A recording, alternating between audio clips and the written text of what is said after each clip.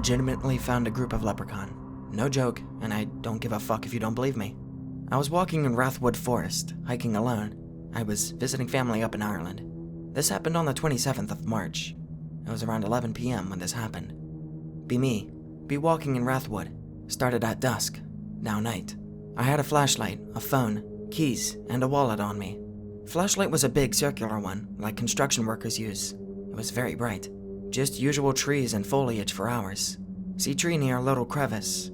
Its root forms a sort of a bridge to the other side of the ledge, over the crevice. I follow the little crevice, going under the root bridge, and I hear some shuffling.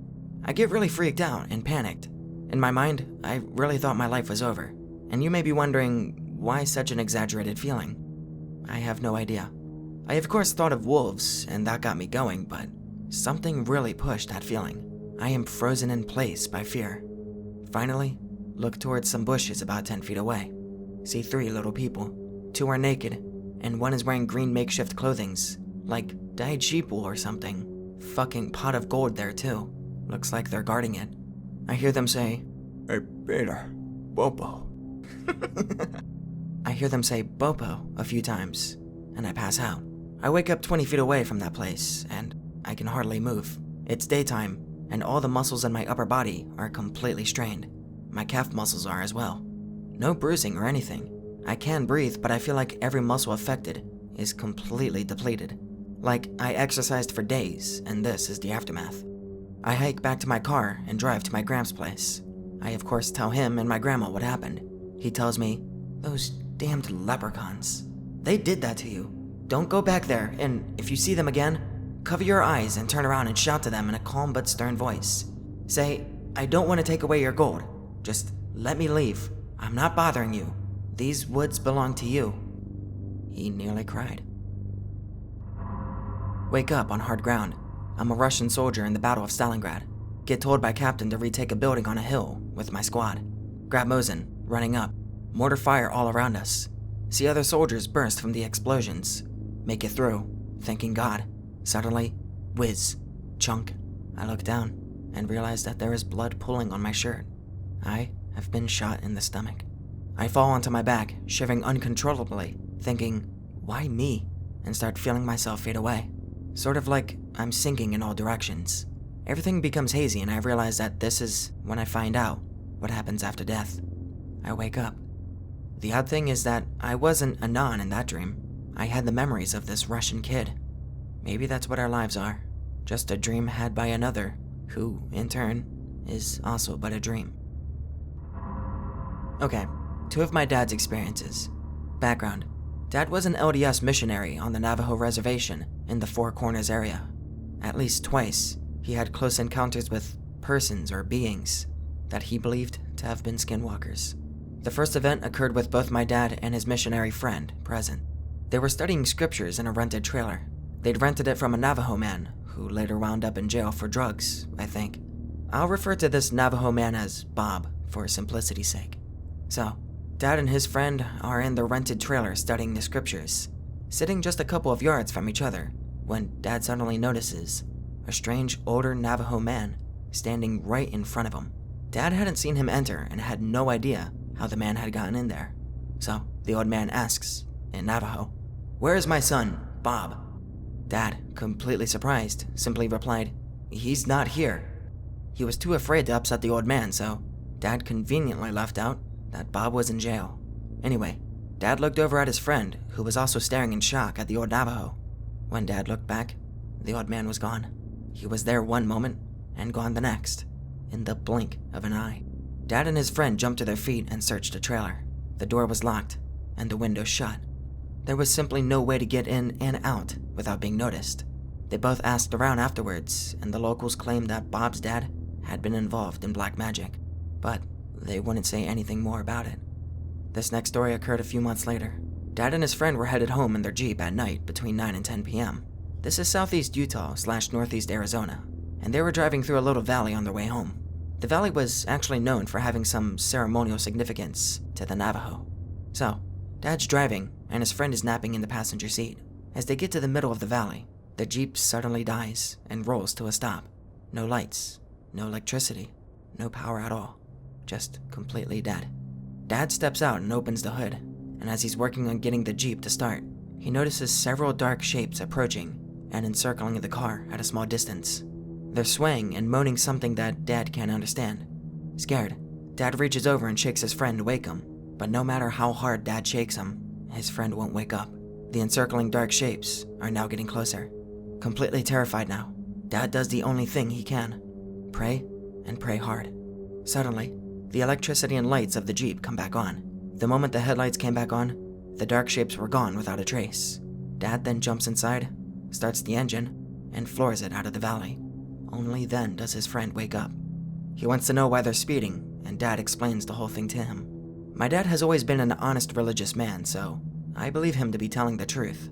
I work with a Navajo co-worker, and one time I told her about my dad's experiences. She said that they're totally consistent with what she knows about skinwalkers. I asked her if she could tell me any more about them, and she outright refused. In fact, I got the impression that if I pushed the topic, I would be on thin ice with her. All she would tell me was, there are very real evil things in the world. Longtime lurker, first-time poster on X. I'm generally a K-friend. I feel like every story starts like that. A few years ago, we had Decoration Day up at the old family land, and I think I had a Bigfoot encounter. Maybe. Old Appalachian thing where it's kind of a family reunion, but we clean/decorate the graves, have a church service, and cook out all in the cemetery. Family cemetery in the mountains of North Carolina, close to the Tennessee border. On very old, American-wise, family land, and there are people from my family dating back to the early 1800s there, along with, apparently, a number of Cherokee somehow related to us. So, here's the short and easy of it.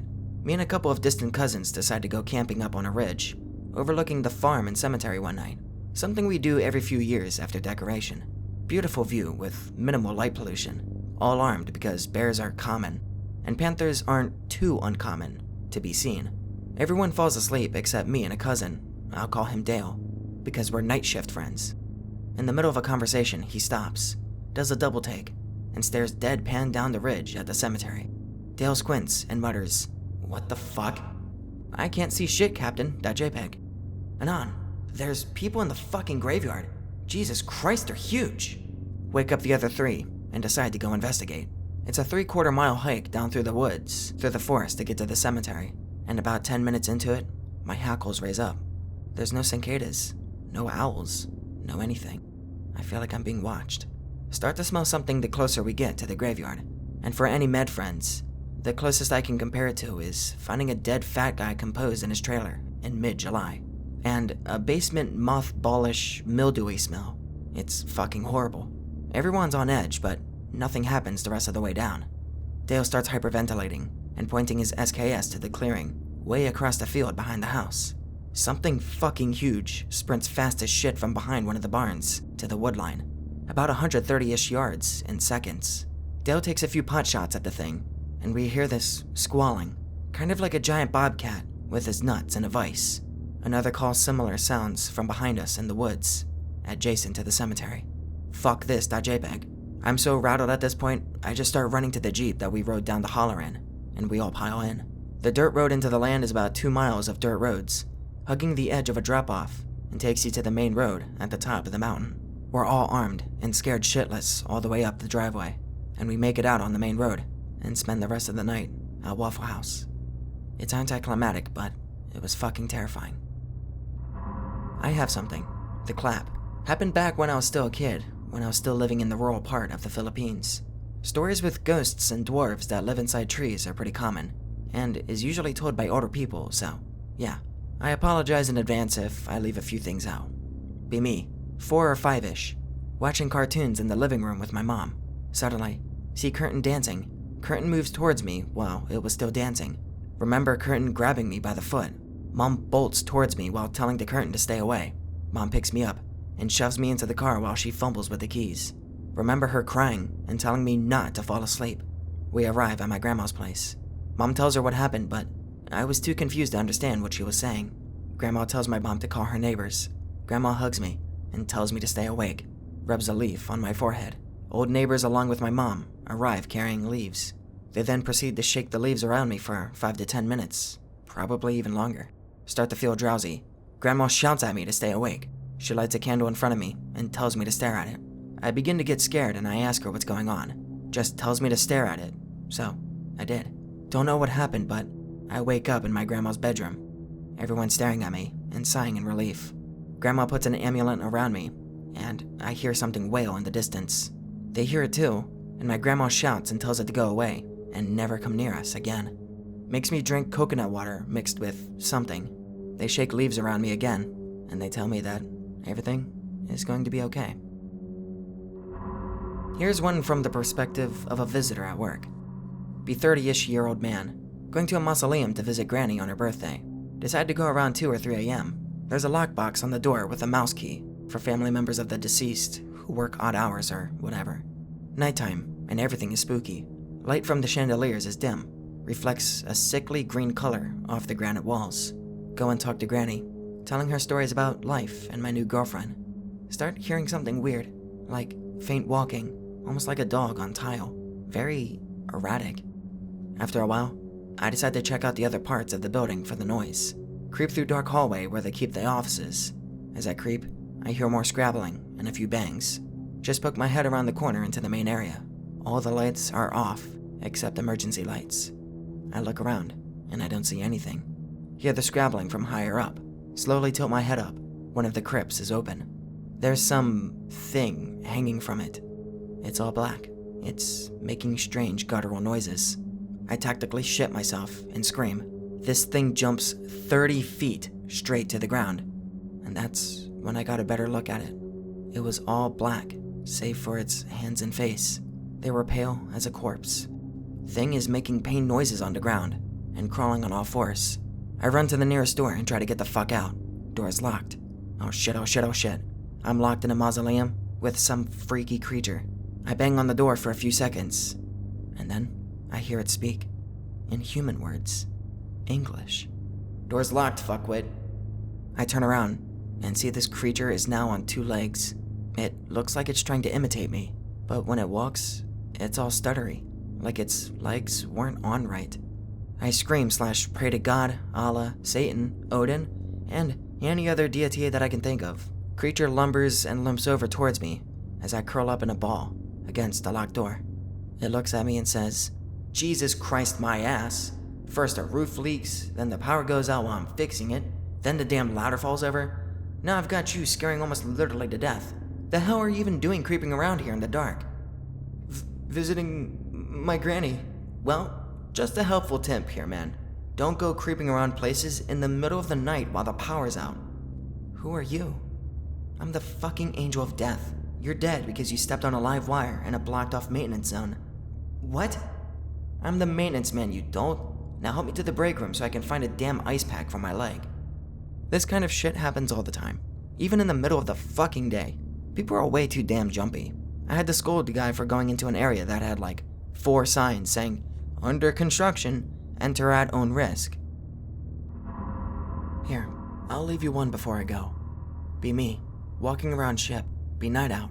It's absolutely amazing to be outside in the middle of nowhere, with just the light of the moon. Look off in the distance, see something, can't quite make it out. Ask Cap if radar sees it. Says nope, but he sees something too. We both concluded that it looked like a ship. Try to spotlight, too far. Try to air horn/speaker. Hello? Anyone there? You guys having trouble? Loud clanks echo. It's not Morse, just banging. Ask for Morse. More banging, but still no Morse code though. We try to keep distance in case it's a trap. The banging stops, and now we hear what sounds like a full crew going into battle stations. Which is weird because it's a 100 to 200 foot boat at most. But we are at a distance, and this could have just been echoes. We finally get close enough to shine light. Just a lost boat. Probably found its way there because a rope snapped. Upon closer inspection, it looks ages old. Paint is basically stripped, holes everywhere. I dated it maybe to the 1900s. What's crazy is the anchor was down, but it could have been because of rust. We try air horn again. No answer. We try to radio nearest port. Fuzz on the radio. We got through. They said they would come check it out. By the time we got back, ship was gone. Hi X. I'm a casual lurker. I am Venezuelan, and I come to share and ask about experiences with trickster beings and shapeshifters, and spirits who can disguise themselves. I know the Japanese culture is full of these fucks, and plenty of animal spirits can transform with ease, but I really wonder how much entities mimic us, and what categories of beings can and can't do so. Have you had similar experiences with things pretending to be you or your family? Here's my story below. Be me, 12 years old at the time. My brother was 15. Family owned a big but run-down colonial-style house in a town in the province. Probably belonged to a low-tier landowner of the Latifundia area. Grandpa wanted to have it become an inn, but the area never got developed, and we simply used it to vacation ourselves. Me and bro were always so freaked out at night that we started sleeping in the same room. You have to walk across a scary-as-hell colonial hallway and across the patio to get to the bathroom of this house. Bro and I hated to go to the bathroom alone at night. I always annoyed the crap out of him, so he would come with me, and he was cool about it. One night, my brother is woken up by quote-unquote me shaking him and pulling out his blanket. He squints and sees me hanging by the open door waiting for him. He's sleepy as fuck and is so used to this happening that he just plays along. He gets up and he follows me. He never really stared too closely. He saw my figure getting kind of lost in the shadows of the hallway. He heard my exact voice telling him to come, come. And when I vanished, he simply thought I went ahead and had a bad rush to pee or something. When he got to the middle of the patio, he realized there was no one in the bathroom to the other side. The door was open and the lights were out. The other rooms were closed. He kinda looked around for me and thought I was pulling a prank, trying to scare him. "What the fuck, Anon? Where did you go?" He then heard me whisper loudly, "Come, Anon's brother. Come, let's enter the garden." Again, he saw quote-unquote me, heavily shaded, but still perfectly silhouetted, making hand gestures for him to enter the garden area with him. This was a separate area leaving the house. Not actually a garden, but some backwoods of the property outside of the house, and joined with the hill. My grandpa planted some mango trees and shit. There was nothing there other than that. My brother was having none of this. "Are you crazy or what, Anon? Get the fuck over here, or I'll wake up our parents so they kick your ass. You're gonna fall into that stupid pit or get bitten by a snake, asshole. You'll get us both into serious shit." The figure that looked like me kept calling him and making gestures, so he got pretty pissed, turned back the way to our room, and figured I would get scared of being left alone in the patio, so I would rush back behind him. He didn't hear me following though. Imagine the face on my brother when he saw me dead asleep in our room when he returned. It was not me the whole time. He screamed like a bitch, woke everyone up, and was close to tears. My father and grandpa went into the backwoods with lanterns, and they found no one. You can't even access the property from there. You would have to jump from like a helicopter or something to enter the house from the back.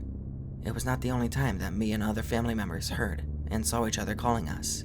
We always had this shit happen every time we vacationed there. We found out the next owner killed himself after the government expropriated all of his investments.